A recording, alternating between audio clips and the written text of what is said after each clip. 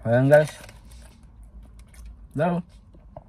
Good morning everyone. Welcome back to my YouTube channel, Lawrence Tour NZ Vlog.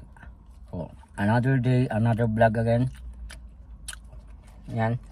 So, ang mga natutunan ko ngayon dito sa New Zealand is within 6 years, magsi 6 years na rin. Ngayong March 27, 2025. Since dumating kami dito is March 27, 2019. And nag-start kami ng work is April 2. I'm sorry. So, yan.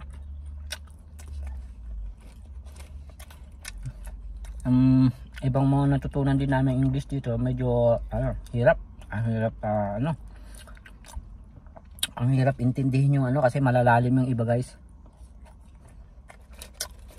Tsaka nakakatuwa dito guys, yung unang pasok namin dito, sinasabihan kami nung Maori na kasama namin o yung Kiwi na kasama namin, pag magbe-break time kami, sasabihin sa amin, "Oh, take smoke bro."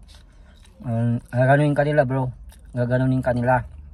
Ang nakakatuwa nun, every time nasasabihin nila sa akin ng gano'n, "Oh no bro."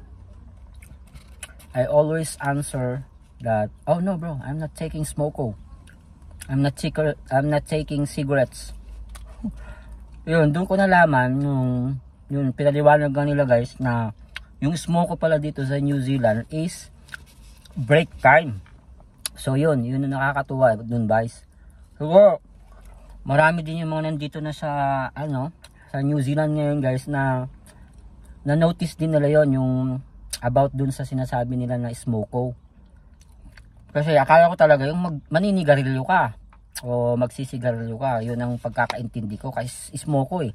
Smoko means smoke. Yun yung ko. So yun, dun ako natatawa guys. Relate ba kayo dito guys? Paki-comment below na lang kung sino yung may mga naka-experience sa mga ganon. Pagdating nila dito sa New Zealand is tinanong sila ng mga kanilang mga katrabaho o mga kaibigan na ibang lahi, Maori, Kiwi, or basta mga dito na sa New Zealand talaga na tumira guys. So paki-comment below na lang guys kung na-experience yung mga ganon, na-experience na iniimbitahan kayo or inaano kayo na mag-smoke. So yun lang para sa akin yung experience ko. Pagkakaintindi ko kasi sa smoke is banigarilyo or take cigarette. Kaya yun, sinagot ko, sabi ko hindi ako naninigarilyo.